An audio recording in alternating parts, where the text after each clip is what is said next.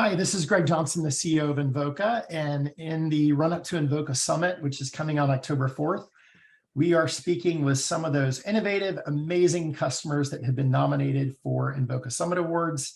Today, I'm here with a finalist for the Thought Leader of the Year Award. So I want to take a quick moment and introduce Tim Mogler. Tim's with the direct-to-consumer marketing team at Mutual of Omaha. Tim, great to see you as always, and look forward to catching up. Hey, thanks, Greg, for having me on today. It's a great conversation. So I'm going to date myself and my generation for a moment. I grew up watching Wild Kingdom, sponsored by Mutual of Omaha on the weekends. When I was a child, the brand has a very important and noted place in my heart. But for those folks that may not be familiar with the Mutual of Omaha, Tim, do you mind explaining a little bit more about what you all offer in terms of products and services, and maybe a little bit about the role of your direct-to-consumer marketing team that you're on? Sure, absolutely. Mutual of Omaha, we've been here 113 years. We offer everything from full brokerage agency, life type of insurance. We offer health insurance for seniors. We offer about everything that I think you can buy in the market today, except like individual under 65 insurance. So like I say, yeah, we're around. Our group, the direct to consumer, basically is what it sounds like. We're out on the internet. We're sending direct mail out to you. So you wouldn't have a agent in your hometown calling on you. You would see an ad of ours or get something in your mailbox from us. So that's what our group does today is basically they are direct to our call centers and that. And we offer them the senior health products. So I work with 65 and above, prescription drug plans, dental, and medical supplement plans. So now, Tim, I know that you all drive a lot of your business and your revenue through this fall period during open enrollment, and it's one thing to be testing out new things in your low season. It's another thing to be doing it in your high season. And you mentioned earlier that Mutual of Omaha is a 130-year-old company. How do you get that sort of testing mindset working in the organization, especially during a period of the year when you all have to hit your numbers and make your revenue for the full fiscal year? Yeah, I think that was an important piece as I came into a marketing position here close to 10 years ago with Mutual. Was they have that appetite to test, and some companies just don't. But we find also if you do it during your high season, you're going to get the best read because of the amount of volumes that you have coming in.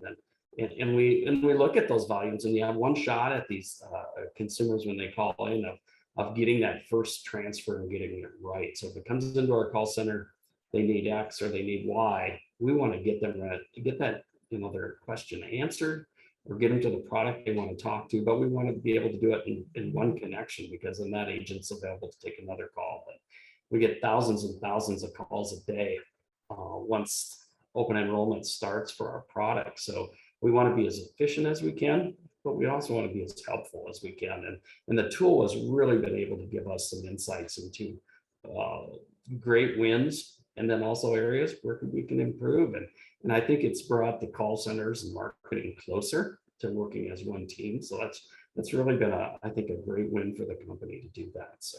Yeah, I mean, I applaud you all on that front, because usually what we see as a technology provider, we can give you data and analytics, but ultimately it's incumbent upon you as a marketing team to help go build those bridges with the contact center team. I often find like a single source of data enables trust and collaboration, because there's not that finger pointing of my numbers say this and my numbers say that. But ultimately it's on you. And that's one of the things that I've always admired about you all as a team is your ability to go build those bridges and those working relationships. Is there anything tactically that you'd share as a tip or trick for a marketer out there who sees that data, sees that opportunity? I was speaking to the customer the other day. There's a feature in Invoca where we can identify when a call has been answered by an agent versus when it hasn't. And this customer is saying, hey, like more of our paid media calls seem to be not being answered than I thought. They asked me, did I think this was in the range of what I saw with other customers? And I said, unfortunately, yes. but I think they were struggling a little bit with how do I go have that conversation with the contact center to help get to the right outcome for the company and the right outcome for the customer. Do you have any tips or tricks on how, as a marketer, you facilitate that and make that work without finger pointing?